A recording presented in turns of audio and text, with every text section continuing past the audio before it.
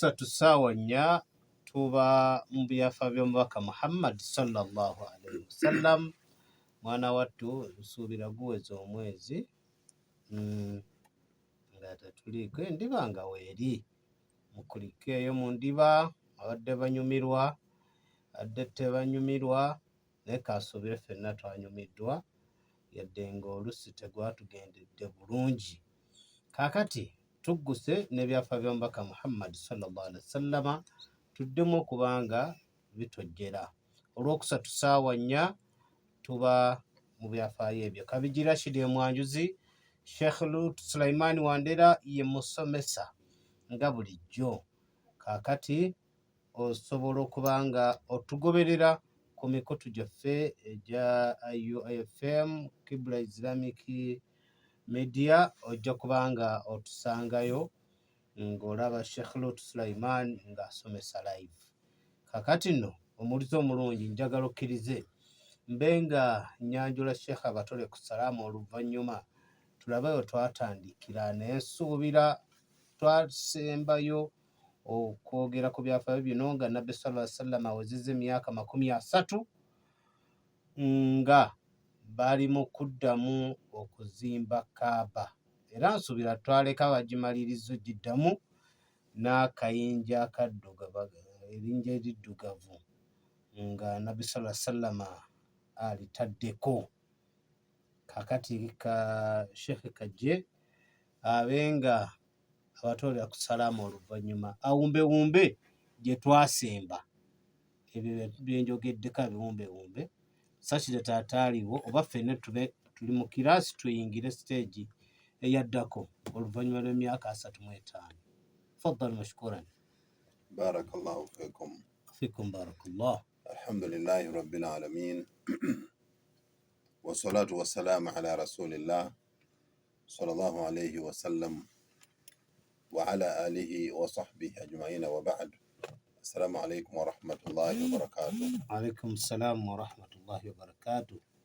Nga bulijjo sijja kulemwa kwebaza abatugoberera era abateekayo amagezi okumanya nabbi waabwe, kubanga okumanya Nabbi Muhammadi sallallahu alayhi wa sallam kiyingirira ddala mu mpagi esooka mu mpagi z'obusiraamu, shahadatun an la ilaha illa Allah wa anna Muhammadan rasulullah. Kati omuntu buli lwamanya omuntu abajja kweyongera okumwagala. Nolwekyo abatu followinga abatugoberera erudda eyo ku vidiyo ne ku radio bakola omulimu mulungi Inshallah. kubanga ku nkomerero bajja kubanga bafuna abayizi baffe ababeera mu bibiina kye bafuna. Ndio. Akati ate bo bajja kuba bulungi nti bafuna ekintu nga kiyingidde mu research omugazi mu kibiina oba oli awo omuyizi ayinza okufuna asoma kana akatono kana akabeera mu katabo omusomesa kabeera asomesa. Nabbi Muhammad sallallahu alayhi wa sallam we twawummuliramu ko tugende mu mupiira yali awezezza emyaka 35 era nga alinayo emirimu gye yali akozeeyo mu myaka egyo. Mu mirimu gye yali akozeeyo mwalimu omulimu gw'okuddamu okuzimba Kaaba, kuba Kaaba baagimenya nabbi nga alina emyaka 35 ne baddamu okugizimba. Kaakati ne mujja mubeeramu roolo y'omubaka sallallahu alayhi wa sallam, kubanga time bwe yatuuka ey'okussaawo ejjinja eriddugavu katawa balukewo olutalo, nga buli kabira yali eraba nti be banditaddewo ejjinja eryo. Abakuraishi nga balaba nti be balina okulissaawo, n'abahawazinu nabo balaba be balina okussaawo, n'abalala. Naye yali Nabbi Muhammadi sallallahu alayhi wa sallam yatereeza embeera bwe baasaba abalamule, naye nga mu kusaba okulamula tebaasaba ye direct, wabula bagamba kimu nti akaffe tukuume anaasooka okuyingira wano we tuli ng'ayitira mu mulyango gwa Baabu Bani Shaiba anaayita mu mulyango ogwo bw'ati n'ayingira y'anaatulamula. Mpozi nga Allah tabaraka wa taala akigeze ng'anaasooka okuyita mu mulyango ogwo agenda kubeera Nabi Muhammadi sallallahu alayhi wasallam. Era bwe yajja n'ayingira ne bamulaba nga nabbi ayingidde ne bagamba nti radina bil amin, tusiimye omwesigwa yaba atulamula. Nabbi sallallahu alayhi wasallam n'alamula munnamula buli omu gye yali talowoozaako. N'aleeta ekitambaala n'akissaawo, n'asitula ejjinja n'alissa ku kitambaala oba ku ssuuka. Bwe yamala kati buli kabira n'agiyita n'aga ti gwe kwata ku nsonda eri, naawe kwata ku nsonda eno, gwe naawe kwata wano, gwe naawe kwata wano, gwe naawe kwata wano. Aya musitule. Ne basitula ejjinja eryo nga balitadde ku ssuuka. Bwe bamala okulisitula mpaka ne balituusa we ligenda okubeera, Nabbi sallallahu alayhi wasallam n'alikwatako n'aliyingiza wali we liri, kye tuyita ennywanto ku Kaaba. Ntera okulaba abantu balwanirawo, buli omu ayagala aginywegere, yeeyo Blackstone. Nabbi sallallahu alayhi wasallam yazanya paati nnene bwe baali baddamu okuzimba Kaaba. Nolwekyo abatufolowinga twagala obategeeza nti awo we twakoma ku mulundi ogwo. Njagala mukkiriza olwaleero biidhinihi taala tweyongerera okutambula mpaka we tunaatuuka ye tunaatuuka okusinziira ku budde, naye nga tubajjukiza nti tuli ku byafaayo bya Nabi Muhammadi sallallahu alayhi wasallam. Ekyo bwe kimala okubaawo, nabbi ayina bye yagenda akola ebirala. Waaliwo olutalo wakati w'Abawarabu abo. Bahawazini baali bategese okujja bawambe ekibuga Makka. Era ekibuga Makka baali baagalamu Kaaba eyo.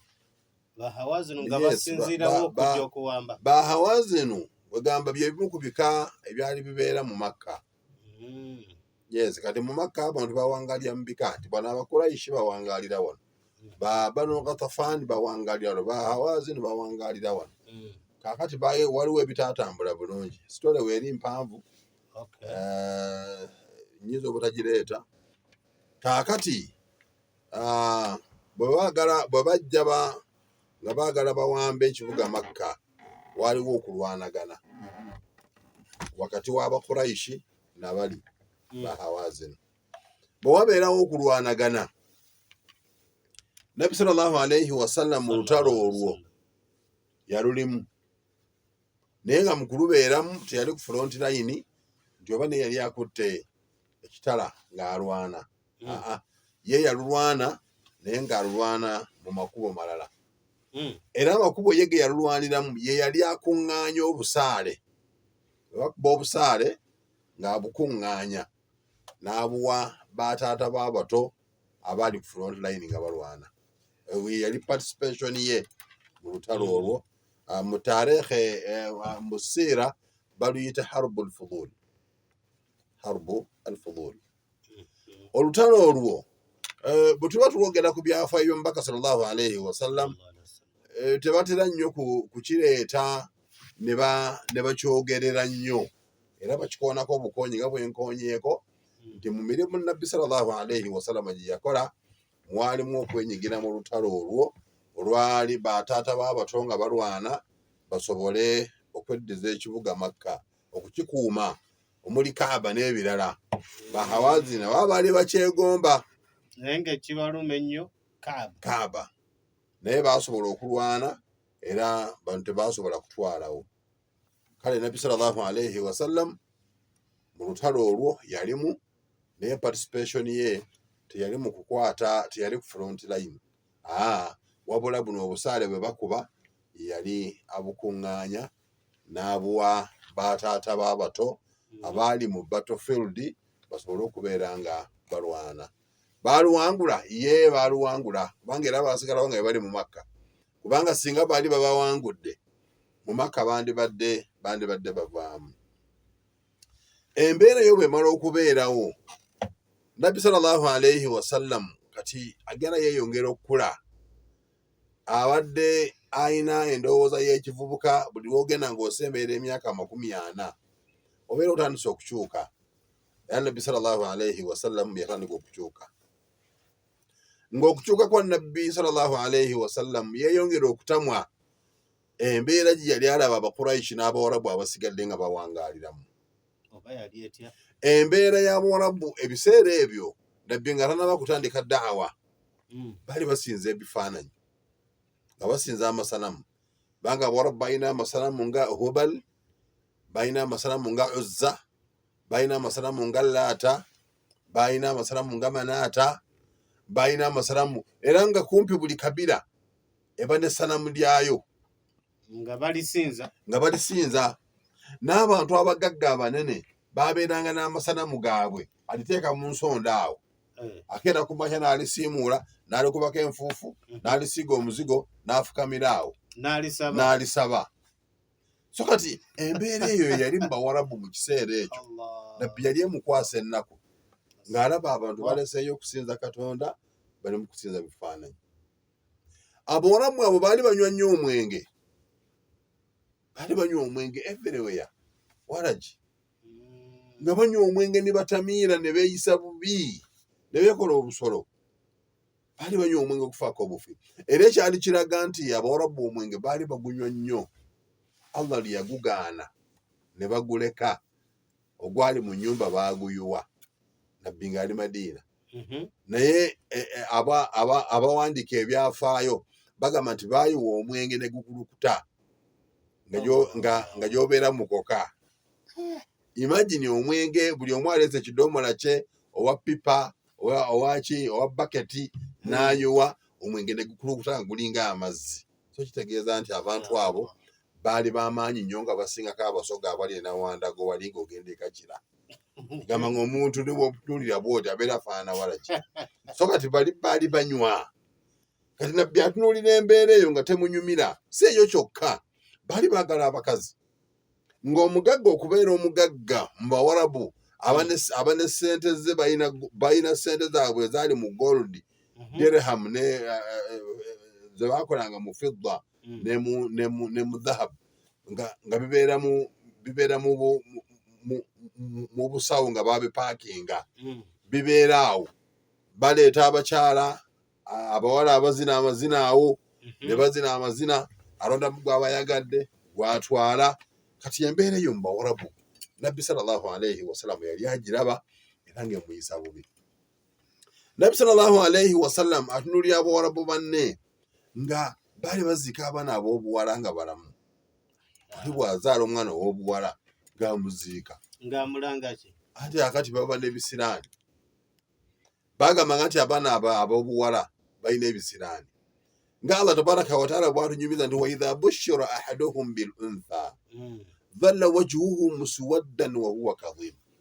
Omuntu Allah bwe yamugereranga n'amuwa omwana ow'obuwala nga feesi ye ejjako ennyiike ng'anyiigira ddala n'akambuwala, n'alabanga afunye ekizibu. Era Allah nga bw'atutegeeza yatawaara min alqawmi min suu'i ma bushira bihi, agenda atambula mu bantu, banne nfunye ekizibu ewange, enfudde, nga bw'akuba amatama akuba omutwe, nfunye obuzibu, nzadde omwana omuwala.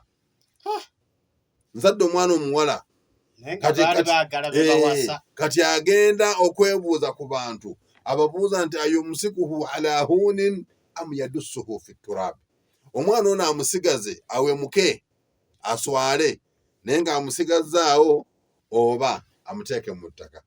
Ekyamugiranga mu bwongo kye yali akola.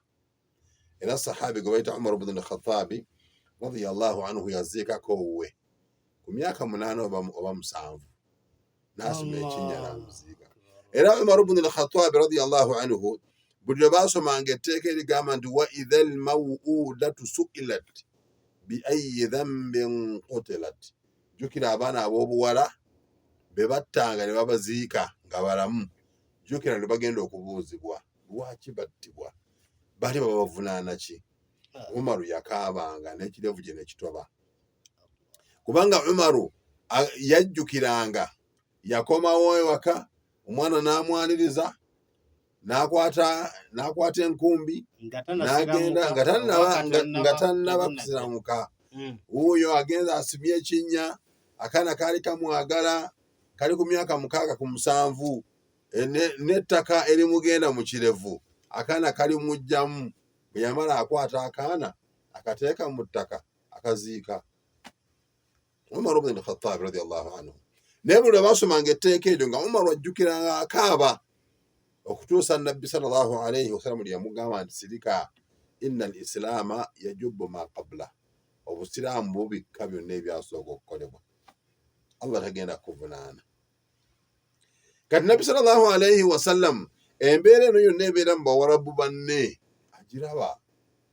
Abawarabu baali bazannya zzaala kufaako obufi. Tulaba nti betingi ono omulaba wano kano kaana omuwarabu yali azannya zzaala n'ateekayo n'omwana n'amuzannyamu zzaala, n'ateekayo omukazi n'amuzannyamu zzaala, n'ensolo kw'ajjidde nayo n'agiteekayo n'agizannyamu zzaala, n'addayo n'ebigere. Abawarabu baali bazannya zzaala. Abawarabu tebaalinayo kintu kye baali bakola nga kyesiimisa. Kati Nabbi sallallahu alayhi wasallam bw'atunuulira embeera eyo n'emunyiga. Embeera bw'emunyiga Nabbi n'asalawo an ya'tazila qawmahu, abeesambe abaleke. Mungu bw'aba agenda okuzikiriza abantu bali abazikirize nga Nabbi sallallahu alayhi wasallam ataliimu. Kati bwe yatuula okubeera nti alowooza ku nsonga eyo, kwe kufuna ekifo ky'anaagenda atuulemu. Mpuku eyali ku lusozi lwe bayita Hira, n'empuku bagiyita gaaru Hira'i, n'olusozi baluyita jabalu Hira. N'asalawo agende mu mpuku eyo atuule eyo, banaaba abanyi b'omwenge abaveemu, genda atuule eyo abeere eyo. Oye Nabi Muhammadi sallallahu alayhi wasallam. Kati akaseera kano ke yali ava mu bantu be n'agenda atuule eyo, kiki yali akolayo? Yali abeera mu kusinza Katonda. Naye ng'asinza atya? N'omuntu okutuula awo n'alowooza ku ani yatonda eggulu, ani atambuza enjuba eyo n'etambula bweti, ani atambuza ogwo omwezi ne gutambula bwe guti. Entambula y'omwezi eyo teguyinza kuba gwokka, gulina okuba nga guliko agutambuza. Eyo fikira, tafkir fillahi azza wa jal, okulowooza ku Allah, ibaada. Nabbi sallallahu alayhi wasallam yatulanga n'alowooza ku bintu ebyo, naaba nga asinza Katonda, anoonya mazima. Naye ng'olwedda amazima yali Allah yali agamuwadde, kubanga bw'obanga osomye surati Duha, Allah tabaraka wa taala agamba nti alam yajidka yatiman fa'awa, saakusanga gwe Nabbi Muhammadi sallallahu alayhi wasallam ng'oli mulekwa, ninkwola ninkukuza. Wa wajadaka dhalan fahada, saakusanga ng'obuze ninkuluŋŋamya. Awo wenjagala abamanyi ba Qur'ani bwe baba bavuunula aya eyo, wa wajadaka dhalla, tebategeeza muntu ono abuze n'ayonoona mu aya eyo, bategeeza omuntu ali mu crossroad. Wa wajadaka dhallan, teyakusanga nga olemereddwa okusalawo, oli mu crossroad, ogamba nkwate lino, kubanga jjukira mu kaseera ako ahlul kitaabi baaliwo.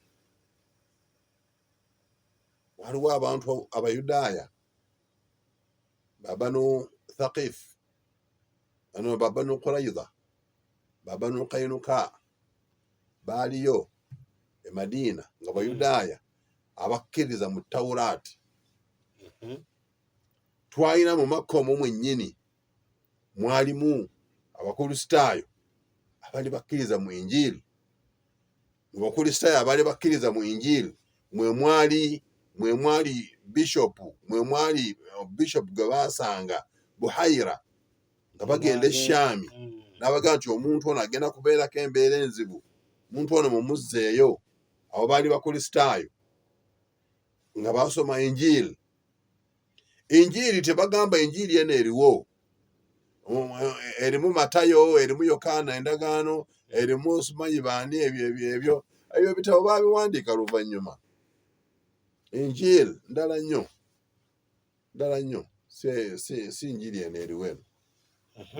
Nabbi sallallahu alayhi wasallam osanga yandibadde abeera mu Bayudaaya n'abeera mu ahali Tawuraat, mu bantu ba Tawuraat, oba yandibadde abeera mu bakristaayo n'abeera mu ba ahalul injil.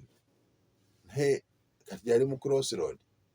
Allah kyagamba nti wawajadaka dhalala, nakusanga ng'oli mu crossroad, tomanyi woono okwata eno oba okwata eno. Fahada, Allah n'akugayidinga, nagamba kwata lino. Kati Allah amugayidinga atya? Allah okumugayidinga kwamugayidinga yali amuweerezanga messages zebayita ilham.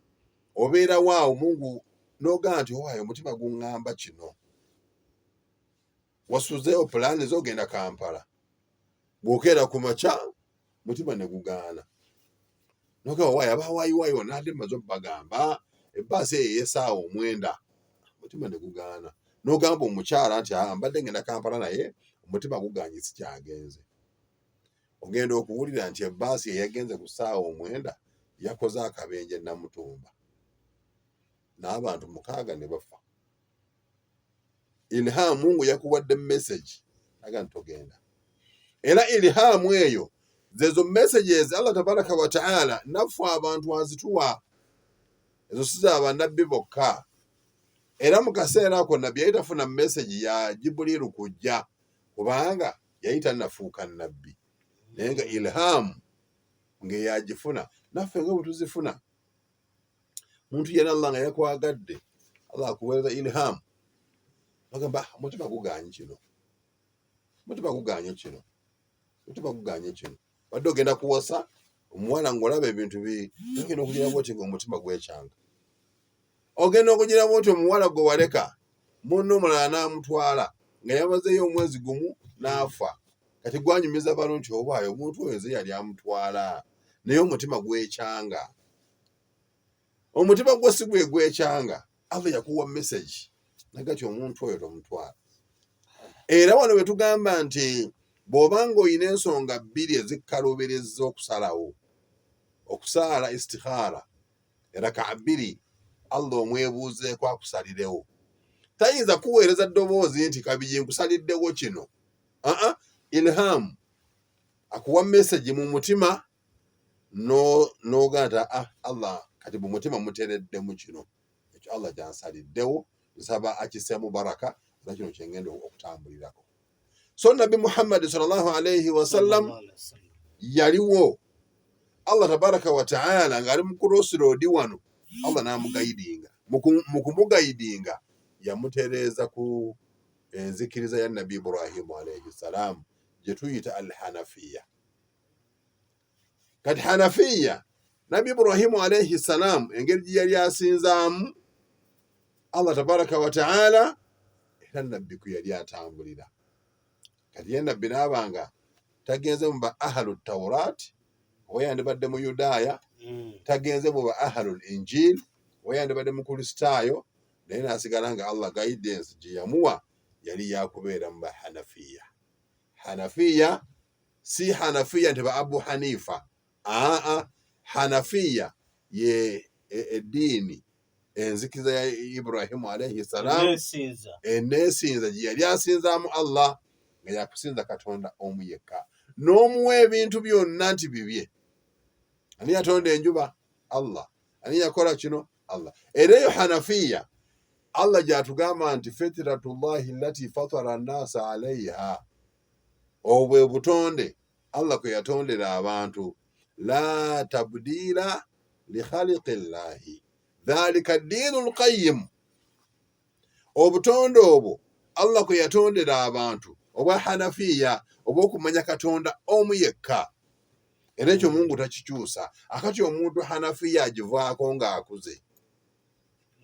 Ekyo Nabbi sallallahu alayhi wasallam kyatugamba nti ma min mawludin oba kullu mawludin yuladu ala al-fitra, buli yonna azaalibwa ali ku bubumbu obwa Ibrahimu obwa Hanafiya. kati fa abawaahu kati bazadde be ababiri yuhawidanihi be bamufuula okubeera omuyudaaya awu yunaswiranihi oba be bamufuula okubeera omukristaayo awu yumajjisaanihi oba be bamufuula okubeera mu basinza omuliro oba be bamufuula okubeera kyonna kyabeera bamufudde. Naye ng'omwana agenda okuzaalibwa ng'ali ku hanafiya, obutonde bw'omuntu yenna waafa yenkana kabeere mwana wa pasita azaalibwa ali ku hanafiya. Kati abazadde bano boolw'okuba nti bagenda mu kyaki batandika omwana oyo omutwala ne bamuliisa akagaati ne bamunywesa wala gyono enviinyo, omwana oyo ne bamutwala okusoma omugigi. Akati omwana oyo bw'abeera mu migigi egyo n'azisoma agenda okugira bw'ati omwana oyo ng'akuze nga mu katuliki. Naye omubuuza ati lwaki oli mu katuliki agaatize nange neesanga ndi bwentyo. So akati hadithi eyo neebanga etuwa ekyokukola. Omanya nti akati omuntu ono yazaalibwa ali bw'ati. Era kati abakulembeze ffe ba imaamu, omusajja bw'asiramuka n'abaana be totewaanira ku baana kubawa shahada. Abaana abasiraamu olwedde okuggyako omwana aba akuze, omuwala omukulu nga atagenda mu periods myaka 12 13 oyo muwe shahada, kubanga adda atandise okubula ng'atandise okwagala akagaati n'ewalagi. Yesu gwe yakola. So kakati Nabbi sallallahu alayhi wa sallam agenda mu gaaru Hira'i, yeekukuma eyo, abeerayo emisana y'empuku eri ku lusozi Hira.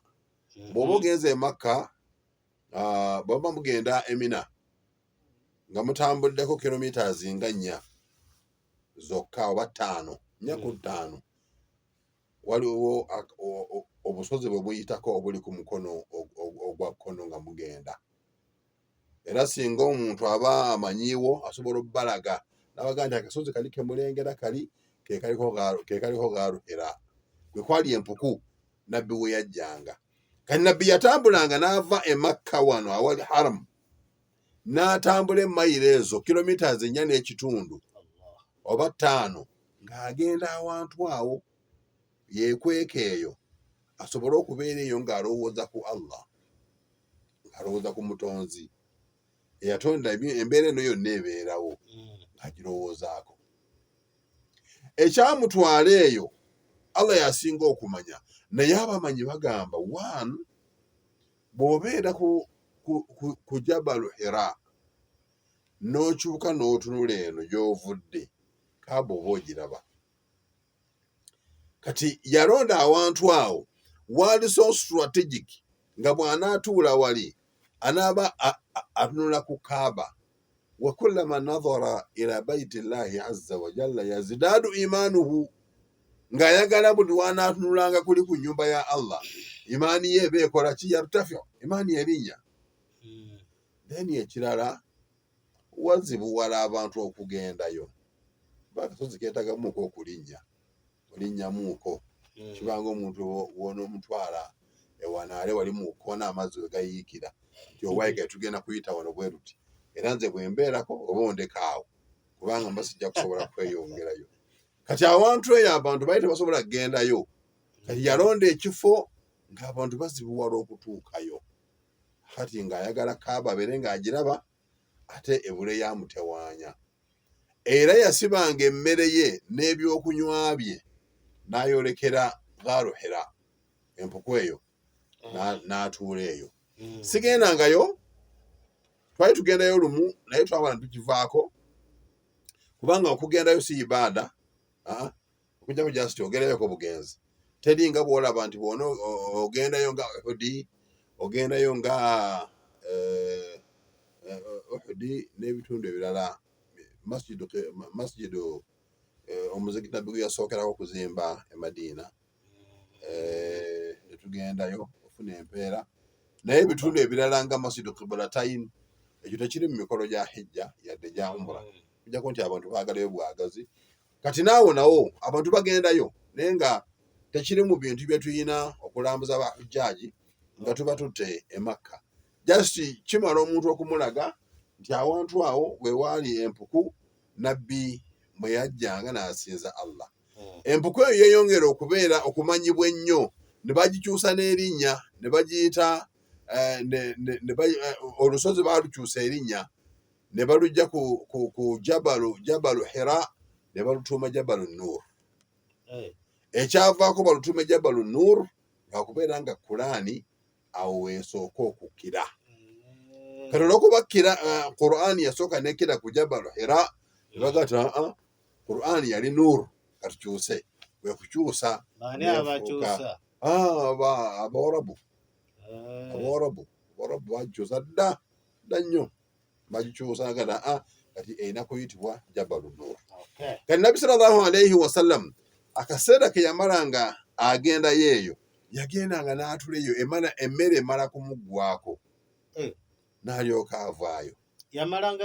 Yamalangayo ekiseera yagenda n'amalayoko n'omwezi emmere n'emuggwako n'akomawo. Khadija mukyala we kabiite we n'amutegekera emmere endala n'addayo n'amalayo ennaku z'aba amazeeyo emmere n'emuggwako n'alyoka adda. Baakati abeere waka akolewo ki? Era wandigenza okugira booti naye nga yeenyigidde mu basinza amasanamu kubanga wakati yayinaawo tagenda kusuubula nti agenda mu katale. Yali abeera bubeezi wakaawo. Kati fo ky'okutuula awo waka agenda awantu wajja okutuula abeere nga asobola okusinzizaawo Allah tabaraka wa taala. N'olwekyo mu bbanga eryo lyeyeesamba n'agenda mu mpuku eyo Hira eyo ne Jibuliiru gye yajjira n'amugwako eyo gaakati mu mpuku ali gasalo gakyawo tujja okutandikira oluddako. Nze sigaana naye nga kyetwagadde abantu bamanye nti Nabbi sallallahu alayhi wasallam okufuna obwannabbi yali tatudde mu ddiiro. Jibuliiru n'ajjaawo alina juhudi gye yali akola.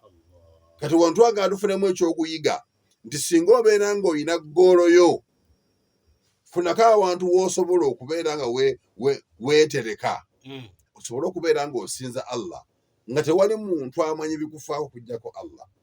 Oyinza okusigala mu nnyumba n'olondayo akadde naye akadde akasingayo obulungi londa akadde okuva ku ssaawa 9 ogw'ekiro paka 10 oba 11 zuukuka abantu bonna nga beebase Allah olyoke tuwooma naye bw'obanga olina kyogoba ewa Allah ate omala n'ofuna obwangu olyoke owanika emikono mungu omugeti Allah wange nzuukuse abasigadde beebase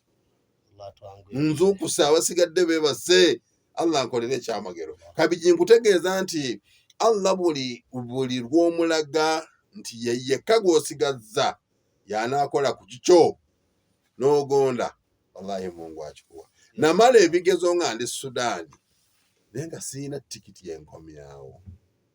Abaana ne batambula ne musajja wattu sigadde Sudaani nomane naye ssaawa 9 nateganga twalina obusimu twalina sisimu twalina essaawa kubanga amasimu gabeeranga abagagga n'abagagga baali bakwata helikatero nga nnene bwerika kwelina omulongo etafaali.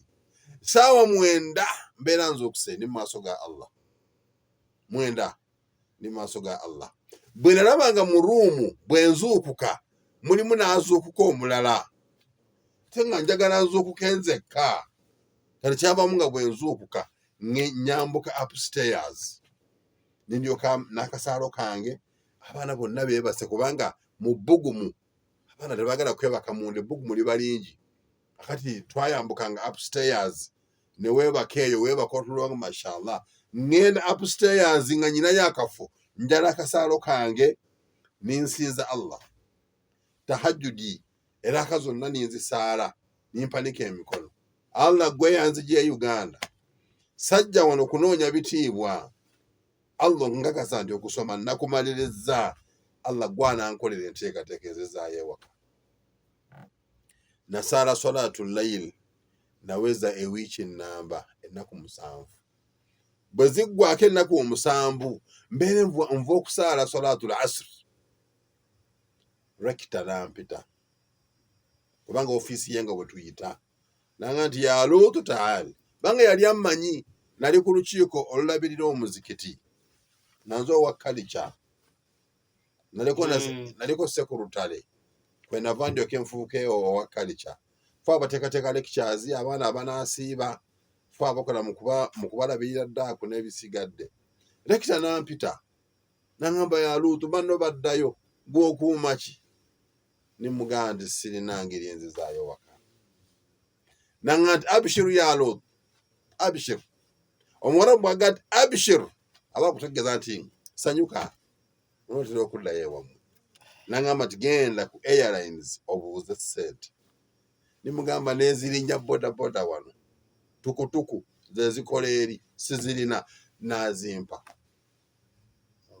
yampa june 10 sente za Sudan nininya tukutuku nentwala nintuka nimbuuza ne bampa invoice ninfuna invoice ku Kenyan Airways ne ku Ethiopian Airways ninkomayo wale kitanga kyali mu office nanga tigenda osasula booking nampa sente nabula katantambuza ebigere okuva awali university okugenda awali airline ninzira mu nininya tukutuku ningenda nembukinga n'okubukinga ninkomawo nintegeeza bannayuganda bannange konze enkya Ntebe nga tewali akkiriza ku lw'obunaku bwe nayina n'olwekyo Nabbi sallallahu alayhi wasallam atutandikiddewo olaba juhudi gy'akoze eraga nti omuntu agonze n'olwekyo bw'oba n'ebizibu oba ng'olina embeera yonna ekutuuseeko mbo mu kukaabira abagagga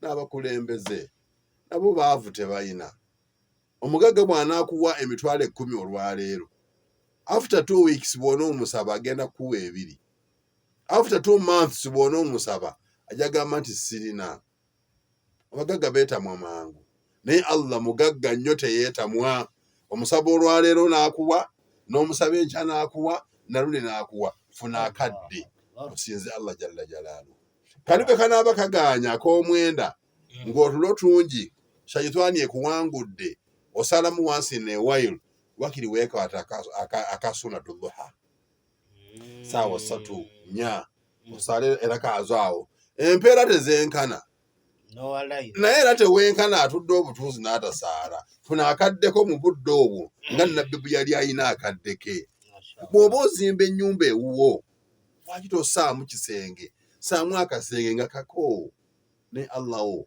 teekamu tasubihiyo oteekamu akalaadiko n'akameeza k'onaasomerako Kulaani n'ettaala erinaakumulisiza ng'osoma nemandi kati ku mulimu nvuddeyo akati kangende ndipootinga ewooyaga baliziki ogende weeyawule obeere wekka Allah omusinze olaye bw'anaakusigaza mu bwavu barakallahu ya Allah tusaba Allah atutangwirize atusobozesa okubanga tufuna retweet ezo amina ya rabbi ezo nziyita retweet saba Allah atutangwirize omulizo omulungi nga tugenda okukwata amasimu kansooka empisewo obubaka buno aba Uganda Muslim Women Vision bayita abaana b'obuwala b'obulenzi n'abantu abakulu abaagala okuba nga beeyigira okukola sabbuuni ow'ekitole n'ow'amazzi okukola ebizigo lotion n'ejjeri okuyiga engeri gy'osobola okulabiriramu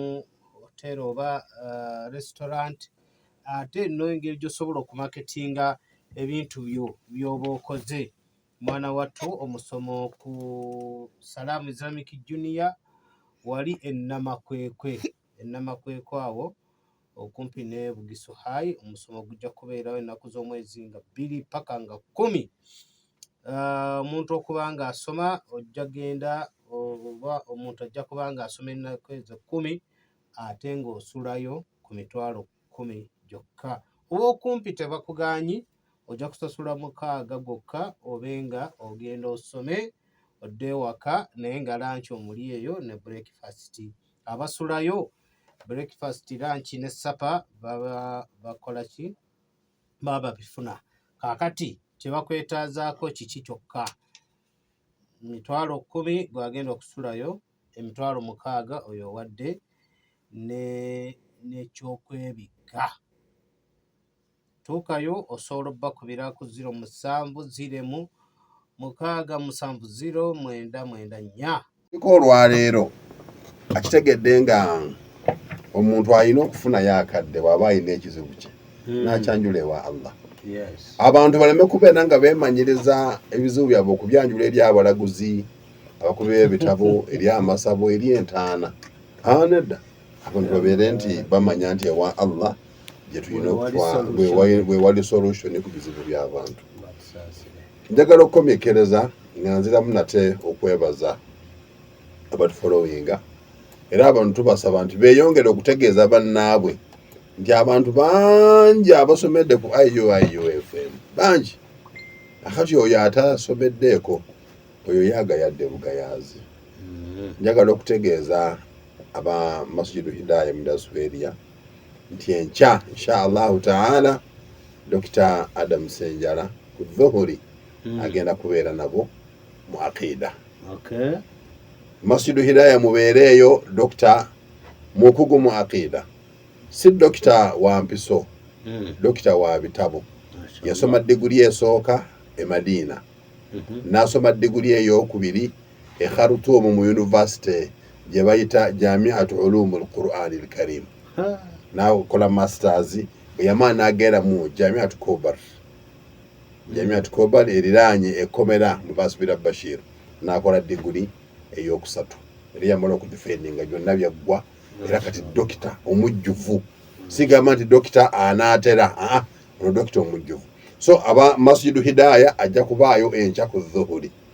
Kubeerako muno omutegeeze ndi bw'oba ogenda mu masjidi genda ng'omanyi nti ojja kutuulayo essaawa nga nnamba nga sheekhe okyamuwuliriza. Mugenyi waffe ffeffe abalina okumuwa ikiraamu.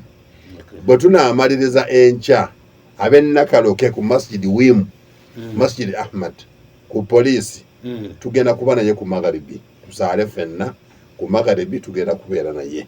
Era omusomo mulungi era guli mu aqida. Bw'anaaba amaze jamia wano ku IU masjidi ayinawo halaka musaawa okuva ku 3 paka 4 enkya ez'ekiro n'abayizi. Era bw'anaamaliriza ku ssaawa 4 biidhinillah agenda kubeera wano nammwe ababiri abaliwo, agenda kubeera nammwe ku IUFM. Era aqida akugamba Doktor yaŋŋamba nti buli lw'alasomesa aqida abeera nga lyazaamanyiza abantu. Kuba aqida y'egy'okuyingiza omuntu omuliro era ye neemuyingiza ejjana. Bwe tunaamala ku jjuma tujeke tubeere naye ku Masjidi Nur atusomere khutuba era bw'alimala atusomese eswala nga ewedde eya jjuma. So oyo dokita tumukyazizza nga bwe twakyaza Sheikh Qasim Ramadhani. Porogulaamu nga bwe zaatambula luli nalwo bwe zijja okutambula. Twakkirizaganya nti tujja kusheyaringa bamaseeka abanene okuva e Kampala, tubasheyaringa ne Wimu ne Jamia wano ne Masjidu Hidaya, Masjidi Nur. Ono bw'anaaba amaze mu January waliwo omunene omulala ajja. Era gwe tugenda okusheyaringa abantu bo batuyambe batuwa akadde ogendeyo omuwulirize ofune ku irimu biidhinihi taala. Tujja kusiima abantu nga abagenyi bafe bava e Kampala nga mubawadde ikiraamu.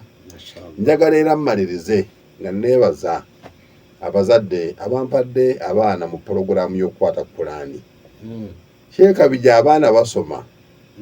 Leero mbadde nkebera abaana nga waliwo omwana abuzaayo empapula 5 amaleko ya Sarona naye nga baamuleeta nga talinayo yadde harufu gy'amanyi. Essaawa twakasoma weeks 2 abuzaayo empapula 5 amaleko ya Sarona afune Qur'an. Porogulaamu abatannaba kuleeta abaana be bagayadde naye nga abaleese abaana tebajja kwejjusa. Oli abadde ambuuza ndi kati kikola njawulo ki na zino porogulaamu ezibeera ku mizikiti? Enjawulo nnene. Ku mizikiti omusomesa omu asomesa abaana 2, omusomesa omu, naye wali buli musomesa maximumly alina okuba n'abaana 20 bwegati. Kati 2 ago abasobola okuba atendingako buli omu emirundi egisukka mu gumu. Ekyo kiyamba abaana bano okubeera nti abaana basoma. Era tujja kweyongera abazadde okubagamba nti muleete abaana.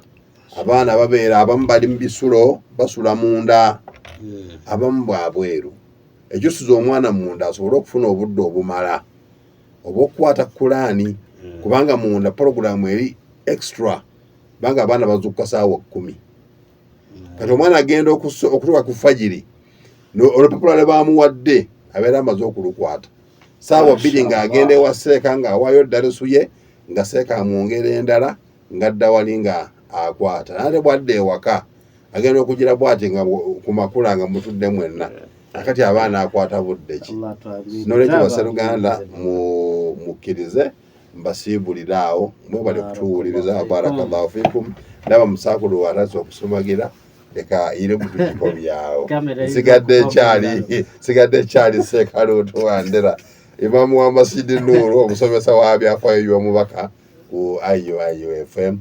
Assalamu alaikum warahmatullahi wabarakatuh. Assalamu warahmatullahi wabarakatuh. Akibula tusamunga msasule mulu. Amina. Kuimira ne kamera sawa zino zonna. Musule mulu nje bwera.